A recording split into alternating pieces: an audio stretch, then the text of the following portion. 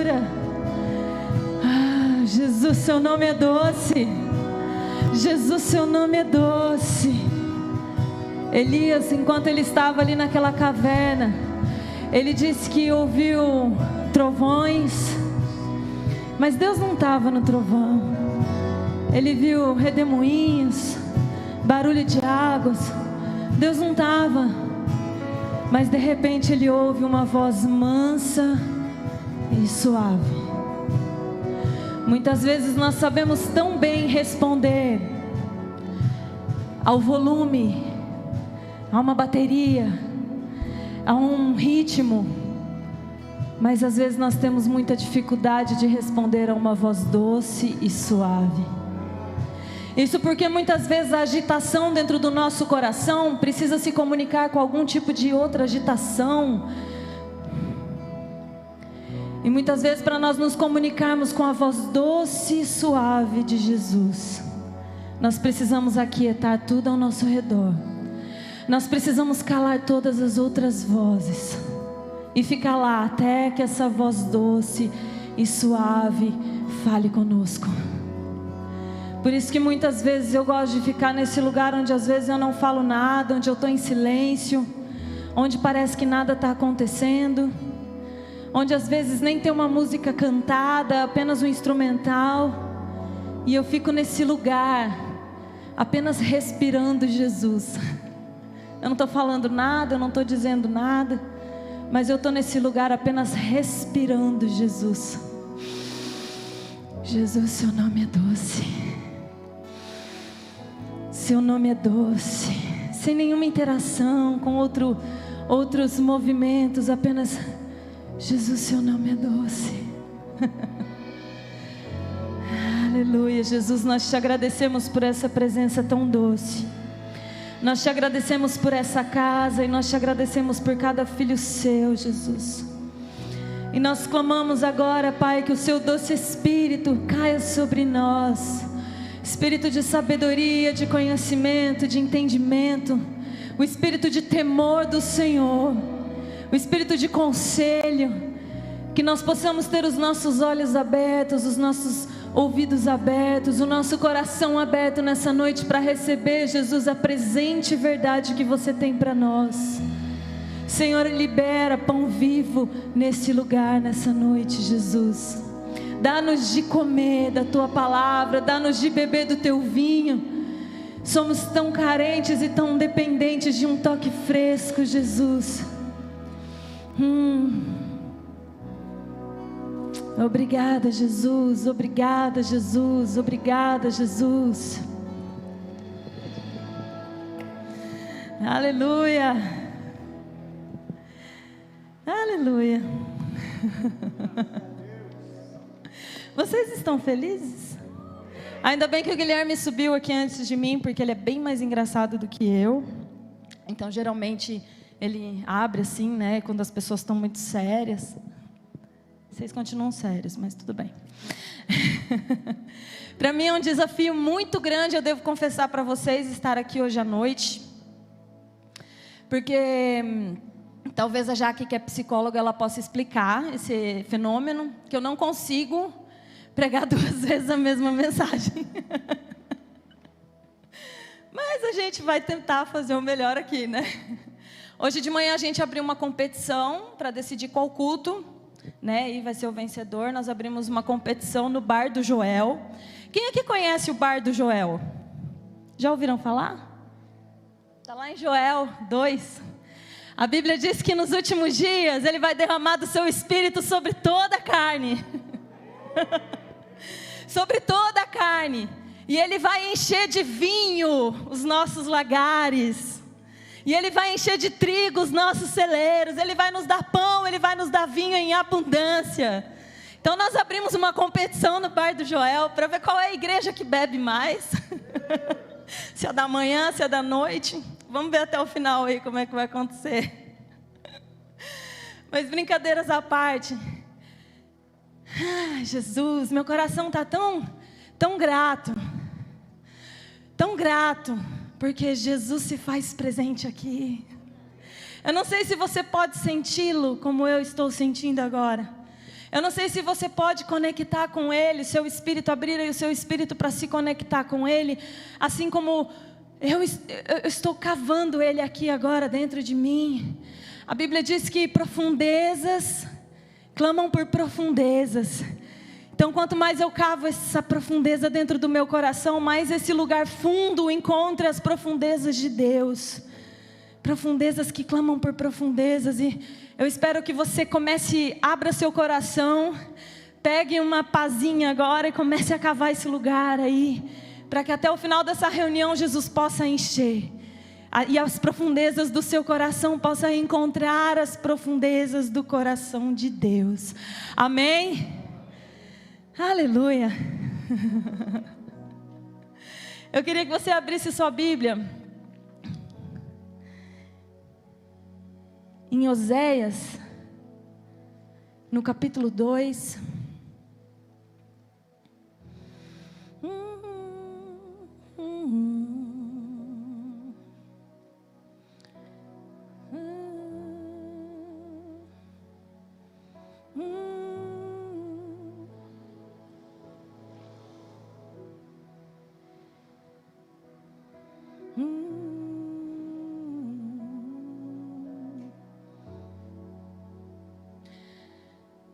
Quem achou aí diz amém.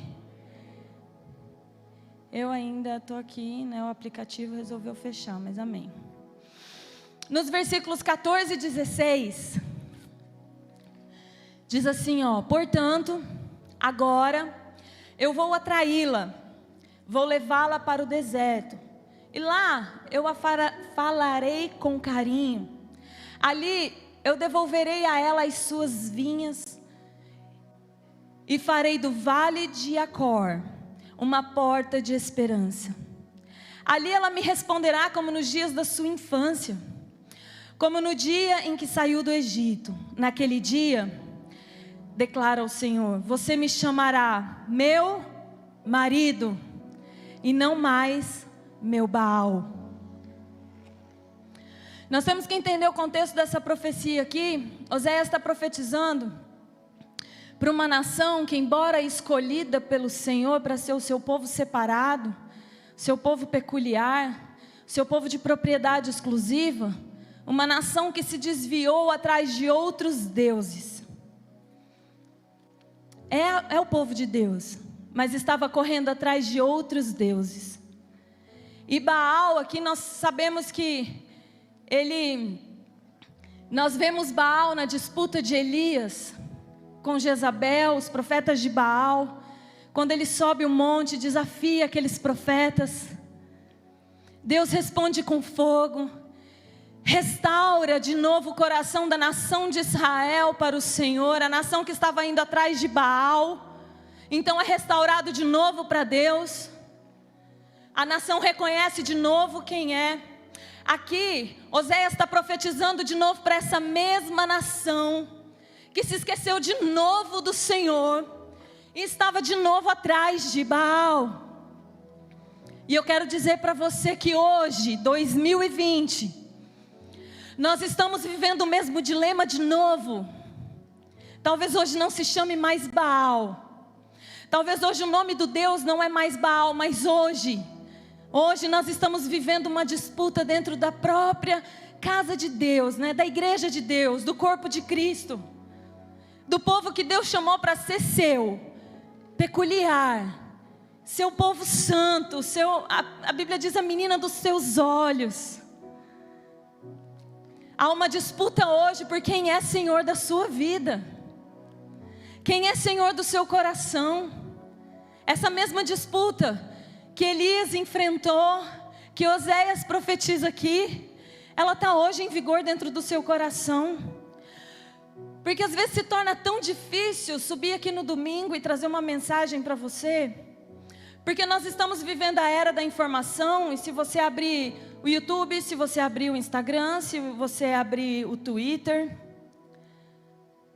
você vai encontrar tanta gente pregando, você vai encontrar tanta ministração, você vai encontrar tanta voz ecoando. E parece que a sociedade da informação, ela quer mais conhecimento, mais conhecimento, mais conhecimento. Sem aplicação, sem revelação, sem experiência. E todo esse conhecimento tem produzido fraqueza espiritual.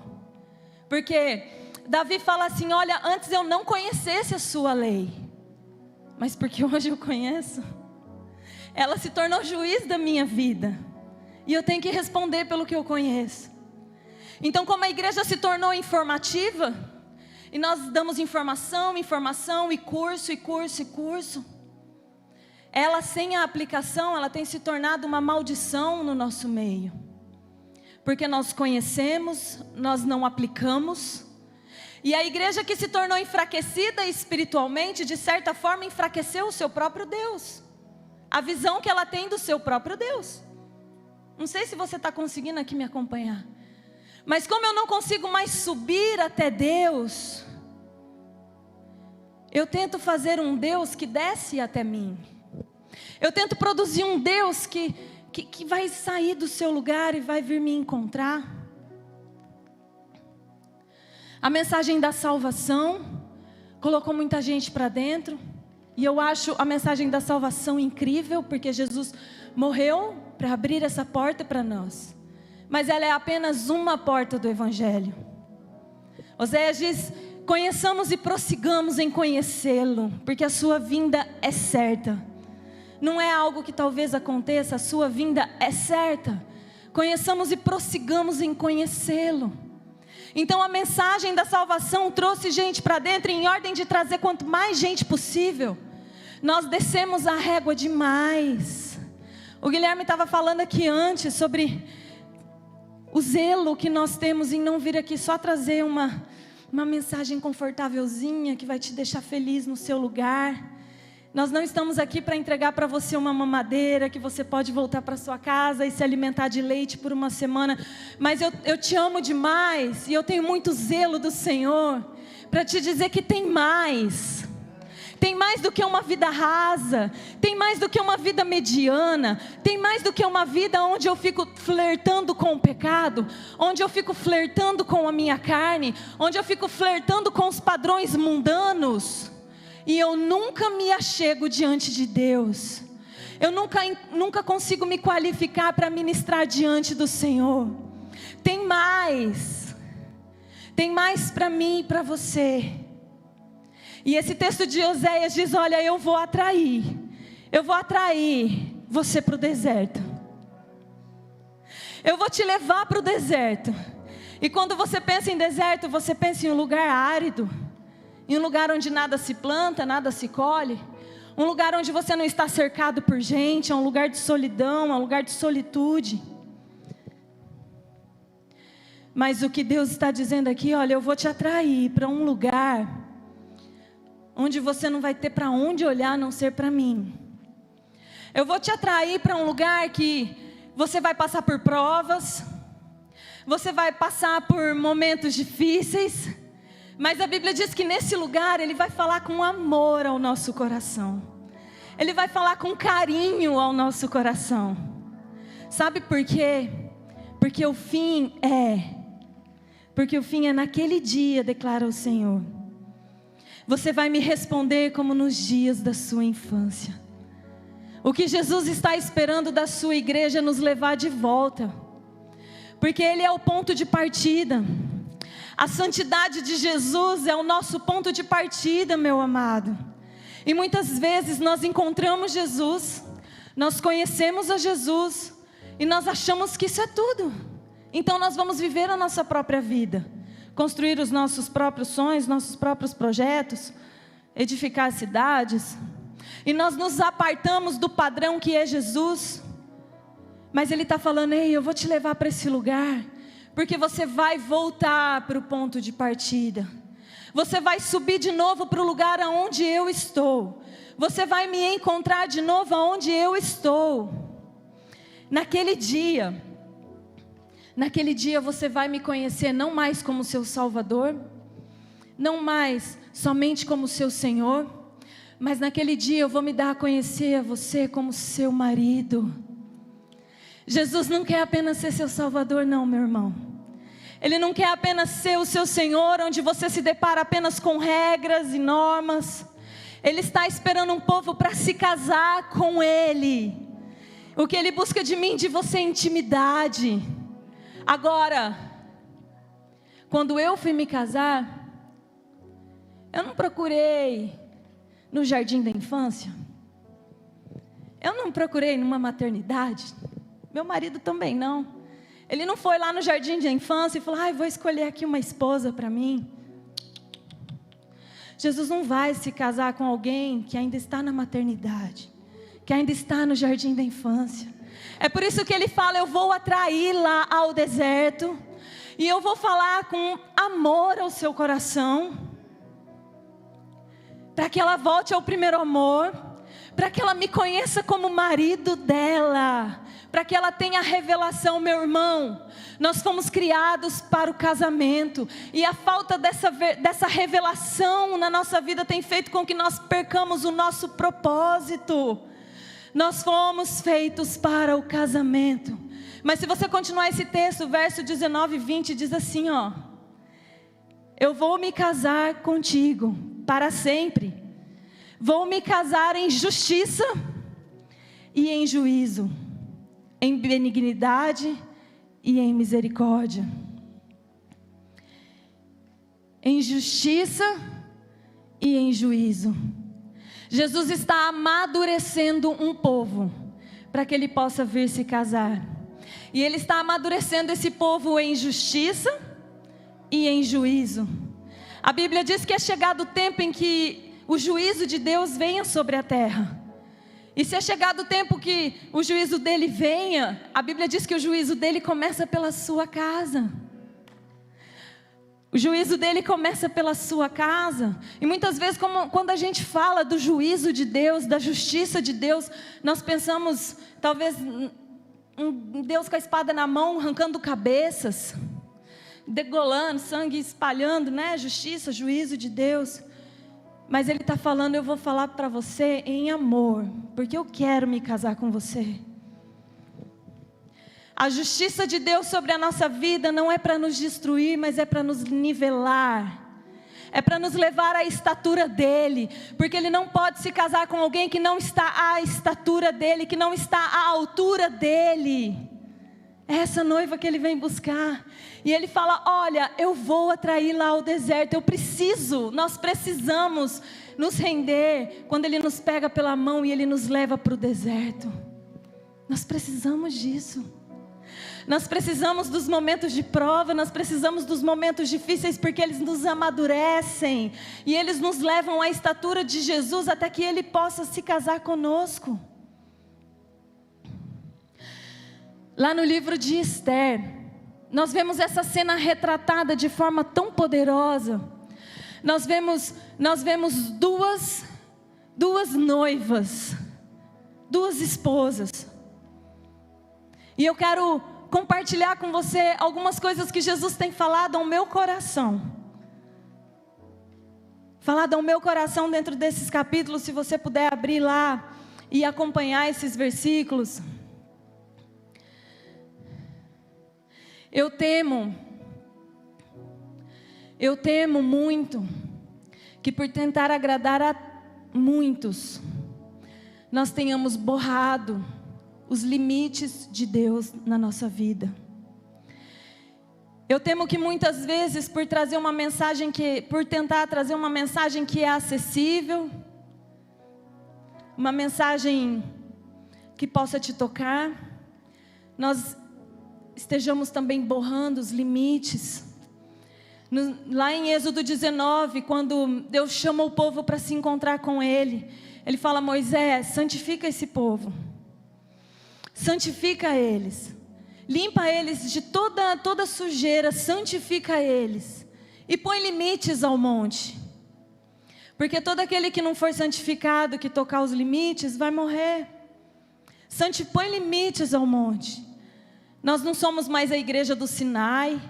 Hebreus fala que hoje nós somos a igreja de Sião, a igreja dos primogênitos, dos justos, dos espíritos aperfeiçoados.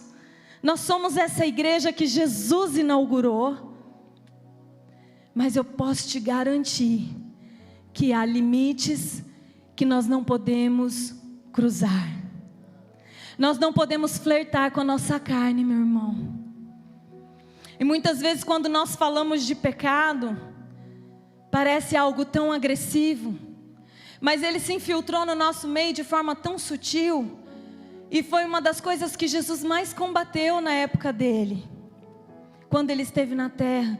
Ele falou: olha, se a lei falar que se você cobiçar a mulher do próximo, se você se deitar com ela, você está pecando, eu te digo que se você olhar com a intenção, você já adulterou.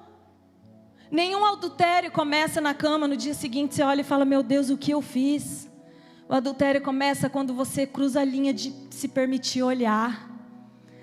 E porque você cruzou aquela linha de olhar, então você cruza a linha de talvez puxar uma conversa. Aí você cruza uma outra linha. Aí você cruza outra linha, e nós cruzamos e cruzamos repetidas vezes essa linha, e nós já não sabemos mais onde está a linha da santidade de Deus. Mas Deus não vai se casar com essa igreja. Deus não vai se casar com esse povo. Ele fala: eu vou me casar em justiça e em juízo. Eu vou me casar com alguém que suporta o meu juízo. Eu vou me casar com alguém que consegue viver na minha retidão. Eu vou me casar com alguém que consegue andar na justiça das minhas leis. O rei Assuero, a Bíblia nos conta que o rei Assuero, ele, no 3º ano do seu reinado, deu um banquete a todos os seus príncipes e seus servos, no qual se representou o escol da Pérsia, da Média, os nobres, os príncipes das províncias estavam perante ele. O rei Assuero, ele foi um rei que governou na época em que Israel estava cativo. Governou sobre a Pérsia, a Babilônia, os impérios assírios. E ele foi um grande governante. E a Bíblia diz que ele deu uma festa. E ele convidou os nobres. Ele convidou todos os seus servos. Ele convidou todos os príncipes. E se você continuar discorrendo aí nesse texto, você vai ver que por 180 dias, ele mostrou a esses homens nobres toda a grandeza do seu reinado. Toda a grandeza do seu reinado.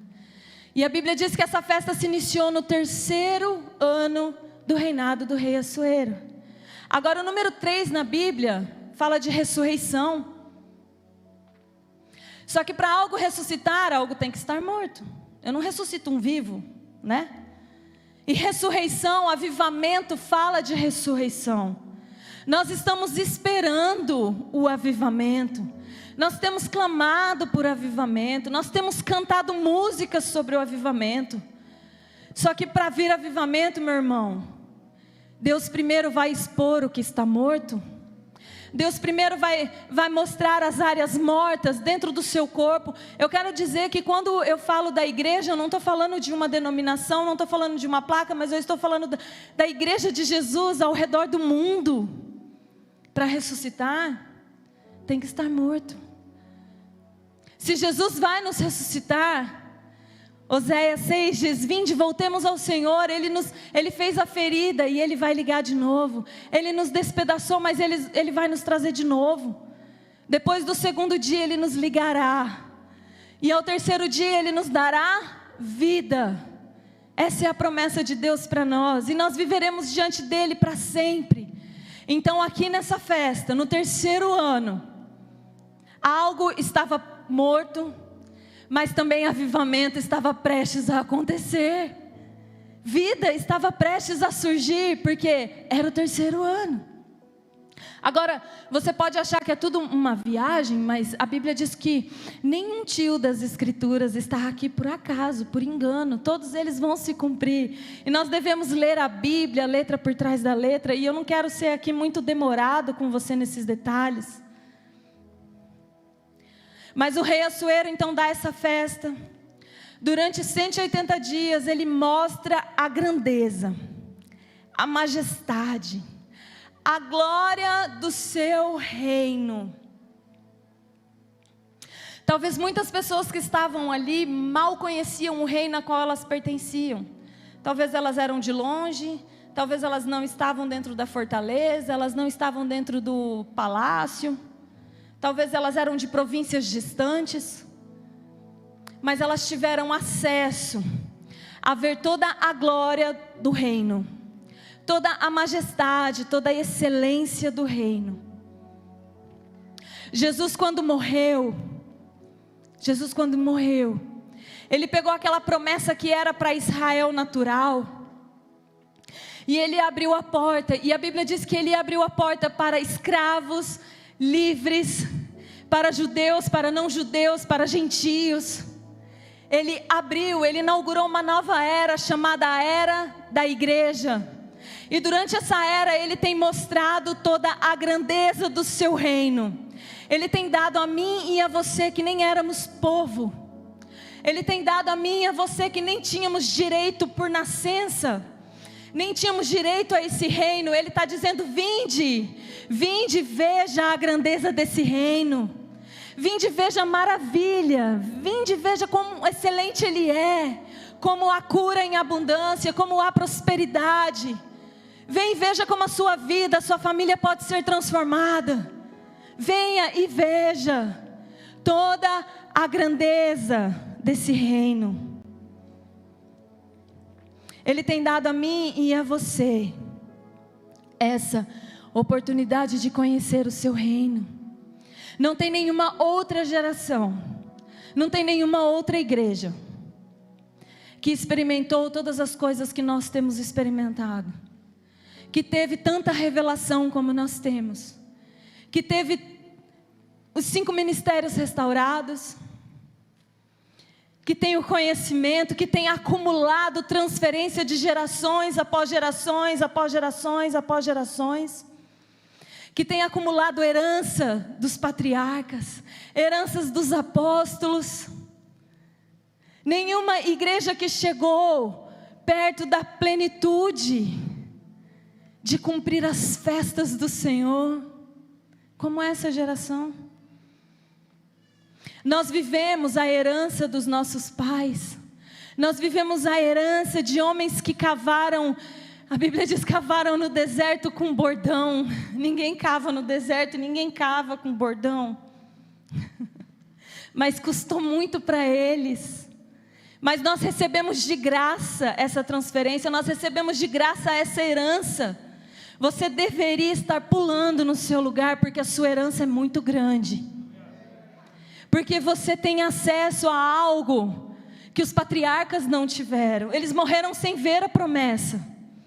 Contudo, eles viram de longe, mas eles não viveram a promessa. Mas durante todo esse tempo, Jesus tem demonstrado a majestade e a glória do seu reino.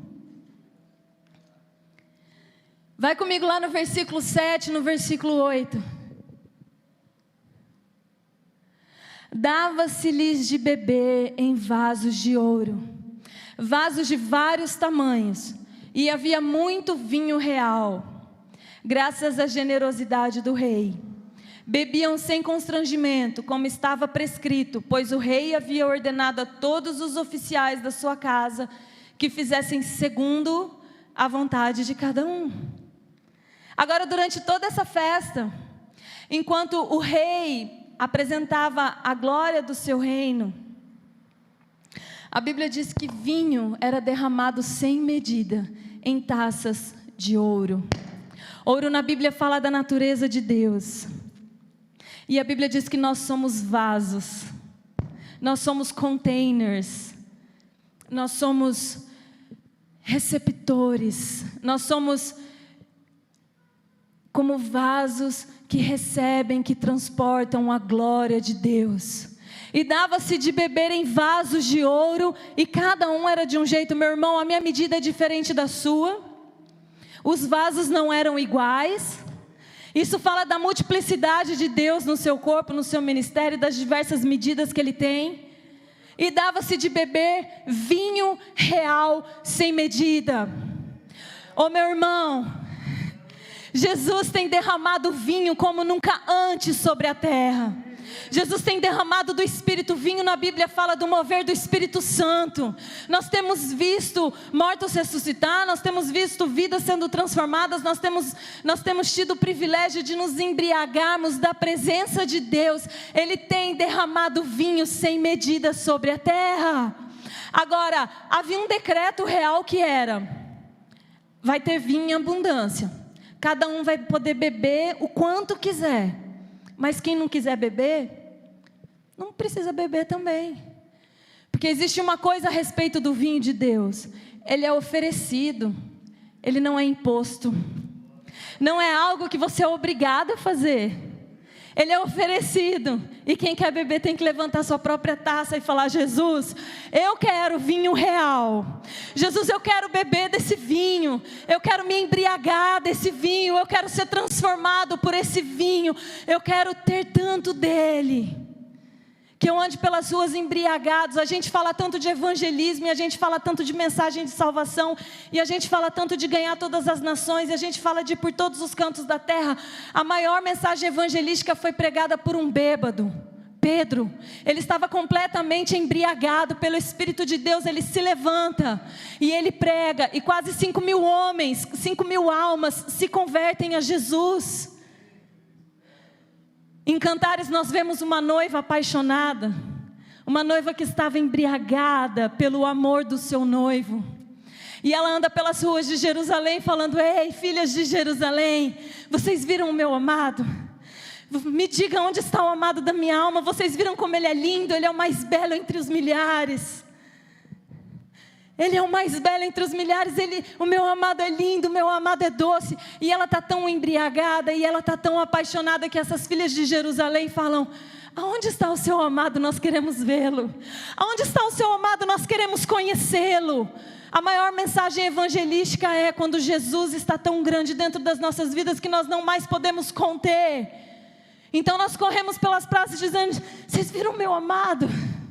Vocês conhecem meu amado? E as pessoas vão falar: ei, o mundo está acabando, o que é que está te fazendo rir? O mundo está acabando, o que é que está te fazendo? O que é isso que você tem? Eu preciso disso também. Aí você vai falar assim: sabe o que é? Mesmo no meio do deserto, Ele me deu uma porta de esperança.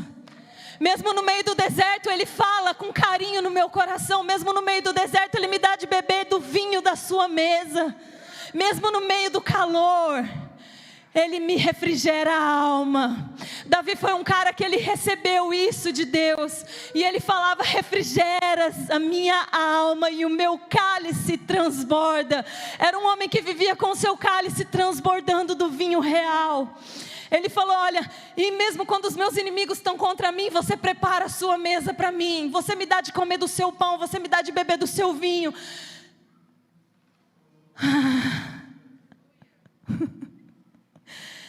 Mas o que é mais impressionante é que tem muita gente que não quer beber. E eu não consigo nem explicar o que é que essas pessoas têm. Por que elas não querem beber? Por que elas não querem desse vinho?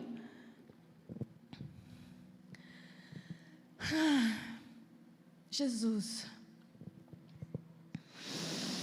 O vinho era servido em taças de ouro. Taças de ouro fala do trabalhar de Deus nas nossas vidas, da santidade dEle produzida nas nossas vidas. Nós só vamos ter acesso pleno através de uma vida de santidade, porque sem santidade ninguém vai ver a Deus. A Bíblia diz que no 7º dia da festa, estando já alegre o coração do rei. Agora, 2 Pedro 3,8 diz que para Deus, um dia é como 1000 anos. 1000 anos é como um dia. E nós sabemos que pela cronologia bíblica, nós temos aí 4.000 anos de Adão a Jesus. Nós temos 2.000 anos e uns quebradinhos aí de Jesus até nós. Faz as contas. Nós estamos encerrando o 6º dia. Jesus já derramou tanto vinho sobre a terra. E a Bíblia diz que no 7º dia, estando já alegre o coração do rei, Ele chama a sua esposa para se apresentar, junto com toda a majestade do seu reino. Ele quer mostrar a todos aqueles homens que ele tem uma esposa, não uma namoradinha, não uma ficante, não alguém que de vez em quando vem falar umas palavrinhas engraçadinhas para ele, uma esposa. E ele quer que essa esposa brilhe com ele. E nós sabemos da história Vasti. Vasti não tinha o mesmo interesse do rei. Enquanto o rei mostrava a majestade do seu reino, enquanto o rei dava vinho sem limites, Vasti estava em uma festa particular, porque o interesse dela era brilhar sozinha, porque o interesse dela era andar na sua própria agenda, porque o interesse dela não era esperar pelo chamado do rei, mas era cumprir uma própria agenda dela. Ela estava desenvolvendo o seu próprio ministério, ela estava talvez fazendo coisas boas. Mas quando o eunuco chega e fala: Vasti, o rei quer te apresentar, ela fala: vou não, estou ocupada aqui com as coisas do reino. Quantas vezes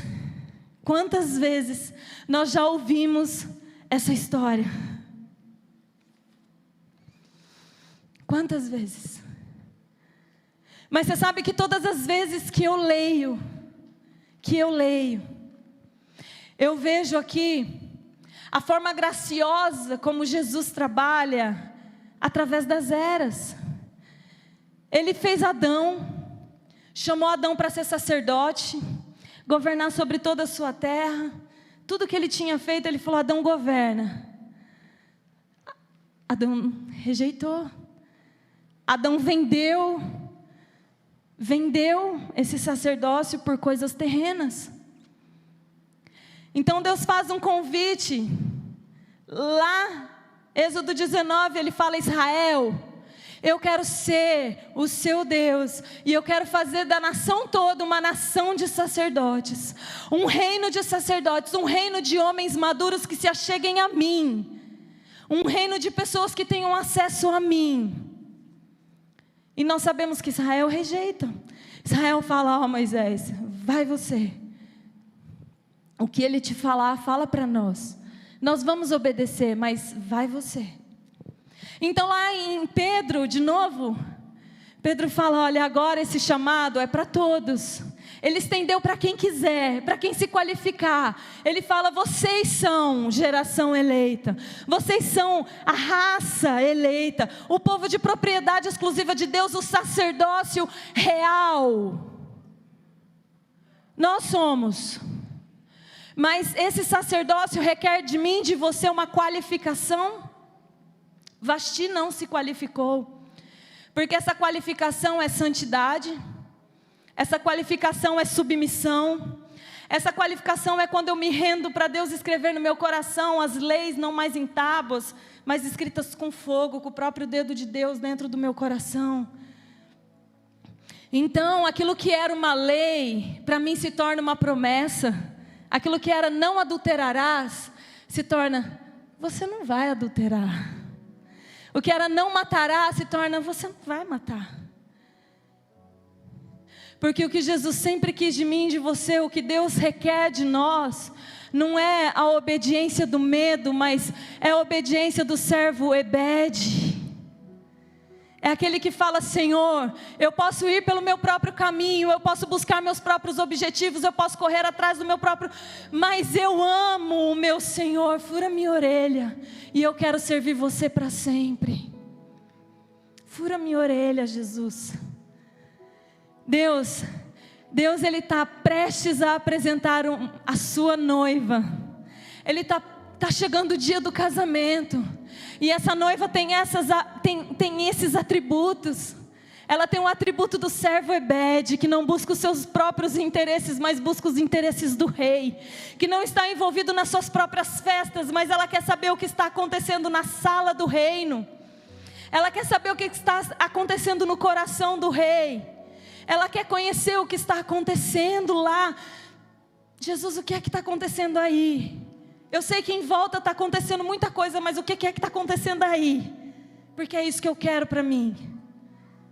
Então Vasti é deposta, e a Bíblia diz que o rei manda chamar um grupo de pessoas muito especial. aqueles que conheciam os tempos. Eram homens que sabiam os tempos. Agora nós vemos que nas 12 tribos de Israel existia uma das tribos que se chamava a tribo de Issacar. Embora ela fosse bem pequenininha, todas as vezes que Israel ia sair à guerra, ou todas as vezes que Israel tinha uma decisão muito importante para ser tomada, essa tribo era chamada: ei, vocês não sabem guerrear? Vocês não têm um grande exército? Vocês não podem ir à frente da batalha, mas vem aqui que eu quero te ouvir, porque você sabe o tempo e as estações, porque você sabe qual é o próximo passo de Deus. Meu irmão, eu amo ouvir falar do que Jesus já fez, mas eu estou à procura do próximo passo dele. Eu estou à procura do próximo passo. Jesus, e aí, para onde você está indo? Não é mais, eleva-me e eu correrei após ti, mas eleva-me e eu correrei contigo. É uma pessoa que já amadureceu. Eu não estou correndo atrás do que ficou, mas eu estou correndo ao lado dele. Eu estou ganhando estatura, eu estou conseguindo andar com ele. E no meio, então esses homens saem por todas as províncias, buscando virgens que pudessem se casar com o rei. E vieram muitas virgens para a casa das mulheres do rei. Entre elas veio uma mulher chamada Esther. E a Bíblia diz que durante 6 meses, todo o tratamento de embelezamento dela durava 1 ano. Mas os 6 primeiros meses, ela era banhada em mirra, todos os dias. Ela era encharcada com mirra. Então, provavelmente, ela se afundava em um tanque com mirra. Ela tinha essa mirra esfregada na sua pele. Ela tinha essa mirra derramada sobre ela, sobre seus cabelos, sobre a sua pele. Agora, talvez o que você não saiba sobre mirra é que o significado de mirra é amargura.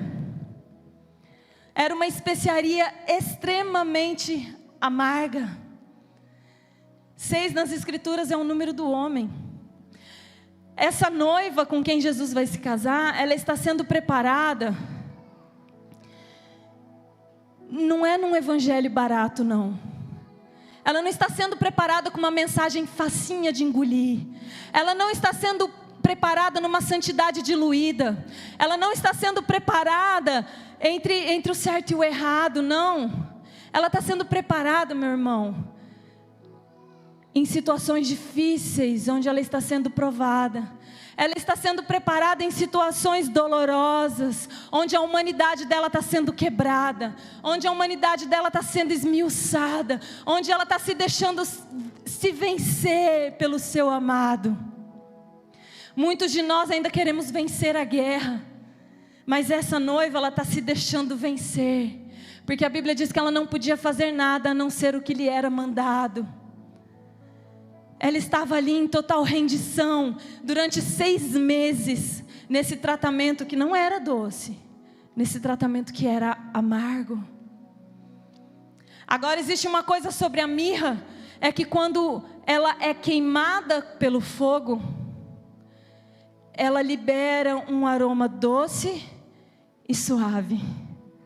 Um aroma doce e suave. Muitas vezes Deus começa um tratamento nas nossas vidas. Deus nos leva para o deserto. E eu quero que você entenda aqui que todos nós somos um dia atraídos por Ele ao deserto. Só que alguns transformam esse tratamento em ferida, em mimimi, em eu não gostei, ou eu gostei, ou eu não gostei. Começam a selecionar o evangelho. Mas muitos permitem que o fogo de Deus venha sobre as suas vidas e transforme aquela situação dolorida, aquela situação de restrição, aquela situação que muitas vezes ela acabou de descobrir que Papai Noel não existe, que Deus não está ali só para dar boas coisas para ela, mas que ela vai ter que lidar com todas as faces de Deus. Ela vai ter que lidar com Deus que é amor, mas ela vai ter que lidar com Deus fogo consumidor. Ela descobre as naturezas de Deus, o caráter dessa natureza, e ela deixa esse fogo queimar. Então, ao invés dela produzir feridas, ela começa a produzir um cheiro agradável.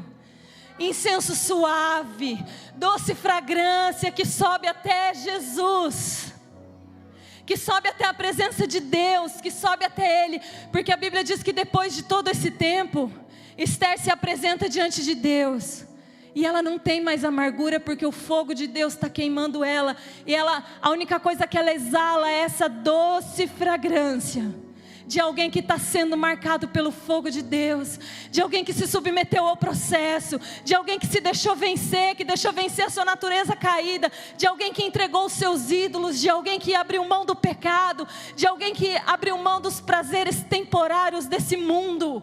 Ela está exalando um perfume real, e por onde ela passa ninguém tem dúvida de que aquela é a rainha, de que aquela é a noiva escolhida, porque ela exala o mesmo perfume do rei, porque ela tem o mesmo cheiro do rei. Mas a Bíblia diz que durante todo esse processo, Esther nunca contou de onde veio. Ela não levou nenhum dos costumes da casa do seu pai para dentro do palácio. Sabe, muitas vezes nós queremos entrar, mas nós queremos trazer tudo aquilo que já está em nós. Mas gente, é cultural, a igreja vai ter que se adaptar. Meu irmão, a igreja nunca se adaptou. A Bíblia nunca, sabe assim, quando eu não consigo mais me adaptar à realidade bíblica, então eu acho que a Bíblia é que tem que mudar, porque o padrão está alto demais. A nossa cultura não permite mais esse padrão. Nossa, Larissa, mas você falar de santidade em 2020, você falar de separação em 2020, você falar que pecado é pecado em 2020, meu irmão, não vamos negociar as coisas imutáveis de Deus. Não vamos negociar a santidade de Deus. Não dilui a santidade dele em água, não. Toma ela do jeito que ela é. Não dilui não, mesmo que o sabor seja amargo. Mistura ela com o fogo de Deus e deixa ela produzir incenso suave. Deixa ela produzir aroma agradável. Deixa que a sua vida atraia o olhar do rei. Porque se você confiar que a igreja tem que se adaptar à cultura do mundo, a igreja vai cair com o mundo. Se você confiar que o evangelho tem que se adaptar ao bom senso do mundo, a igreja vai cair com o mundo. Ela vai ser julgada com o mundo. Mas se você confiar nas escrituras que são infalíveis e imutáveis, você vai passar por esse processo qualificado. Você vai passar por esse processo qualificado. Então Jesus vai olhar para você e vai falar assim: ele, minha noiva, ela, minha noiva. Aí, a Bíblia diz que no 7º ano do rei Assuero, Esther entra na presença do rei. 7º, aqui de novo, essa mulher que se deixou trabalhar, ela entra na presença do rei, e dentre todas aquelas virgens bonitas, qualificadas exteriormente, a Bíblia diz que o rei só teve olhos para Esther. Ele olhou e ele falou: você é minha rainha. Você tem a estatura de uma rainha. Você tem a estatura de alguém que pode se assentar no trono comigo. Apocalipse 3:21 diz: ao vencedor, aquele que vencer vai se assentar comigo no meu trono, assim como eu venci e eu me assentei no trono com o meu Pai. Jesus não está procurando uma namorada. Jesus não está procurando uma bela companhia. Jesus não está solitário, desesperado, achando que já passou da hora, então ele pode aceitar qualquer uma. Jesus não está apavorado. Jesus tem o controle de todas as coisas, e ele não vai se casar até que essa noiva tenha a estatura dele, até que ela seja adequada. Porque quando ele criou Eva para Adão, ele não fez uma pessoa inferior, ele fez uma adjuntora que lhe fosse idônea, que lhe fosse da mesma estatura, que fosse igual a ele. E essa é a imagem de Cristo e a igreja, meu irmão. Ela no princípio, lembra do ponto de partida de Deus? Nós precisamos voltar do ponto de partida dele. Quando ele fez Eva, ele chamou homem e mulher Adão. Ele falou: vocês são iguais, vocês têm a mesma estatura, agora vão e governam. Só que o pecado destruiu a imagem da mulher, perverteu a imagem do homem, e nós temos lidado aí com essa bagunça de machismo e feminismo por tanto tempo que nós precisamos voltar urgentemente à origem de quem nós somos. Nós somos a noiva de Cristo, nós temos o caráter da noiva de Cristo, e nós precisamos absorver essa identidade em nós, porque quando eu tiver um relance dessa glória que está por vir, as breves e momentâneas tribulações, meu irmão, vão significar nada para a gente. Renunciar ao pecado não vai ser nada para nós. Renunciar às nossas próprias paixões não vai ser nada para nós. Renunciar às próprias coisas boas e os frutos bons não vai nos custar nada, porque eu estou olhando para Ele. Eu estou olhando para Jesus, Ele é o meu alvo. Agora, enquanto Esther passeava da casa das mulheres até a sala do rei, a Bíblia diz que ela ganhava a atenção de todos que haviam passar. Ela ganhava graça e favor de todos que haviam. Imagina uma pessoa que passou por 1 ano se banhando em especiarias, se banhando em perfumes, em óleos especiais. Imagina o cheiro que essa mulher não carregava, o brilho que ela não carregava. A Bíblia diz que enquanto ela passava, ela alcançava o favor de todos. Agora deixa eu te falar uma coisa: a unção de Deus sobre a sua vida não é para atrair homens para você. A unção de Deus sobre a igreja não é para atrair homens para você, é para atrair o rei. A unção sobre as nossas vidas tem o único objetivo de atrair o rei. Atrair o rei. Esther não parou para conversar com um. Esther não agradeceu o elogio do outro. Esther não ficou muito honrada com o aplauso dos homens. Não, ela falava assim: não me atrapalhem, eu estou indo em direção ao rei. Eu tenho uma missão que é encontrar o rei, e eu preciso que esse rei estenda o cetro dele sobre mim. Eu preciso que o cetro dele venha na minha direção. Nós estamos todos em uma corrida. Paulo disse que nós estamos todos em uma corrida. Nós corremos por uma coroa incorruptível. Meu irmão, se a unção de Deus na sua vida, se a obra de Deus na sua vida, se os dons e talentos que Ele te deu têm atraído homens a você, você precisa voltar para a origem. Se tem atraído louvor errado, se tem crescido no seu coração a vontade de construir algo paralelo, Vasti representa essa velha ordem. Mas Jesus tem um novo povo. Jesus tem uma nova noiva, e essa noiva tem os olhos somente em Jesus, somente para Ele, só olha para Ele, só vê Ele, só ama Ele. E as nossas canções só falam dEle. Quando eu venho aqui na igreja, não me importa se está afinado, se não está afinado, porque eu estou olhando para Ele. E não importa se eu gosto dessa música ou se eu não gosto da música, porque eu estou oferecendo para Ele. Porque eu estou oferecendo culto para Ele, porque eu estou queimando incenso para Ele. Muitas pessoas vão à igreja e falam: o culto ontem não foi legal, só tocou música que eu não gosto. Meu irmão, ninguém aqui está tocando música para você. Nós estamos todos juntos queimando incenso para Deus. Nós estamos juntos queimando incenso para Deus. E talvez se o seu culto não foi bom, você não queimou um incenso agradável para Ele.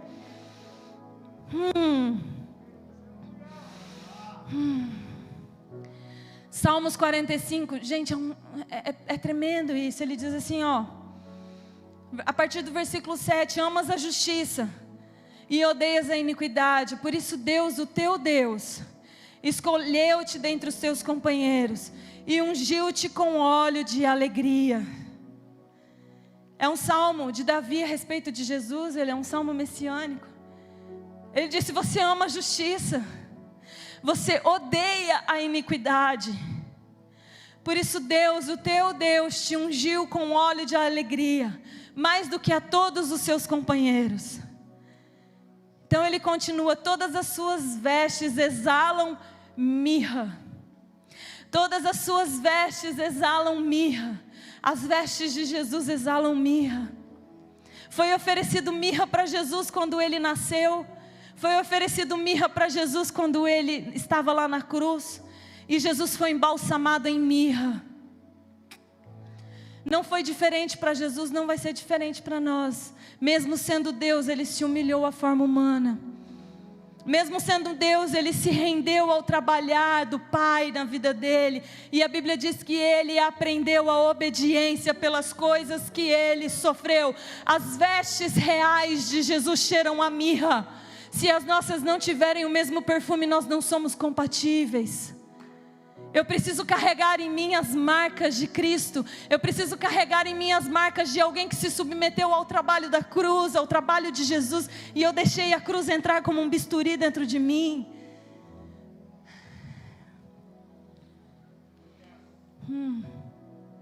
Todas as suas vestes exalam aroma de mirra.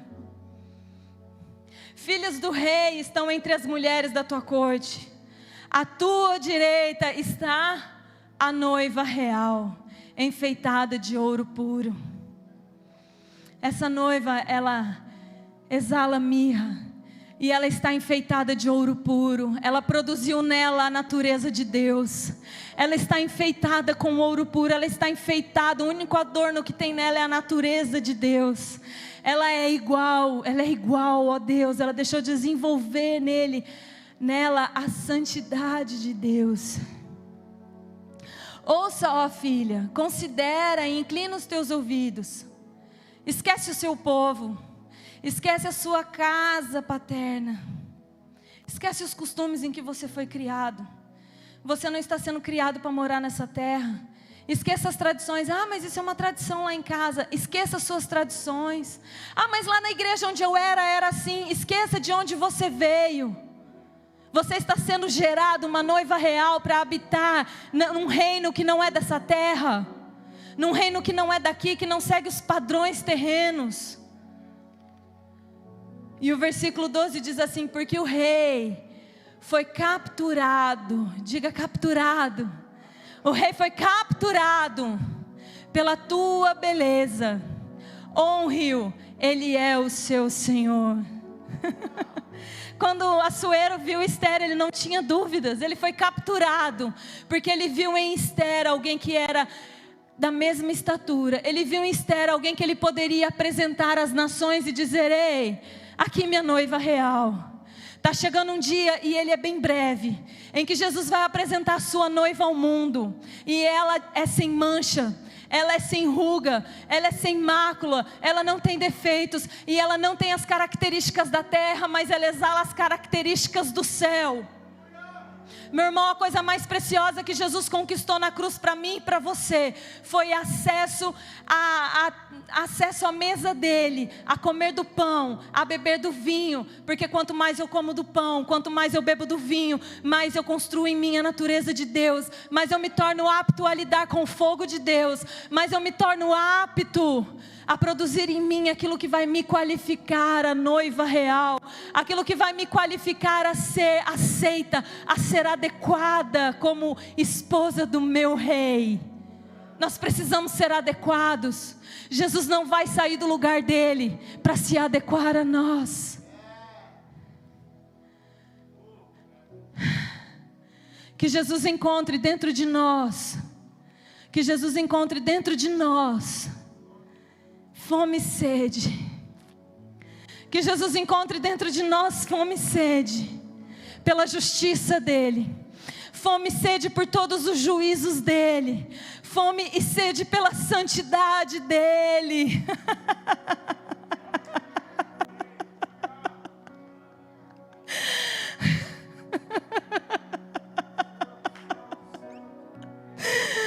Você pode continuar com seu olho aberto olhando aqui para a plataforma, ou você pode fechar o seu olho e começar a beber, ou você pode fechar o seu olho e começar a falar: Jesus, eu quero me qualificar, me ensina, me mostra como. Jesus, eu quero me qualificar, me toca, me marca com o seu fogo. Você pode só sair daqui e ter tido um culto normal como todos os domingos, ou você pode ir no seu lugar, ou você pode ir onde você está falar: Jesus, me ensina a ter esse coração. Jesus, me ensina a renunciar. Você pode ir no seu lugar e falar: Jesus, eu me arrependo, Jesus, e eu quero voltar ao meu primeiro amor. Eu me arrependo e eu quero voltar para você, Jesus. Eu me arrependo e eu quero voltar à santidade, eu quero voltar à paixão e eu quero voltar ao amor dos primeiros dias, porque Jesus, nada mais me satisfaz. Hey!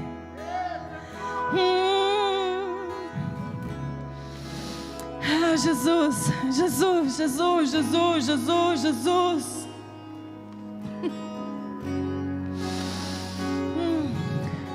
Tem vinho sendo derramado, o vinho que te torna apto. Esse vinho é o trabalhar do Espírito Santo. Esse vinho é o mover do Espírito Santo na minha e na sua vida.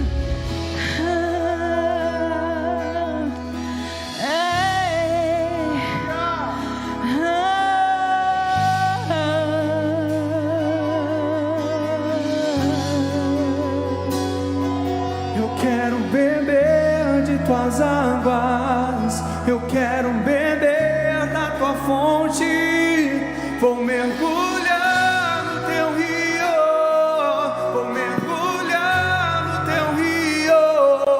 Eu quero beber de tuas águas, eu quero beber da tua fonte, vou mergulhar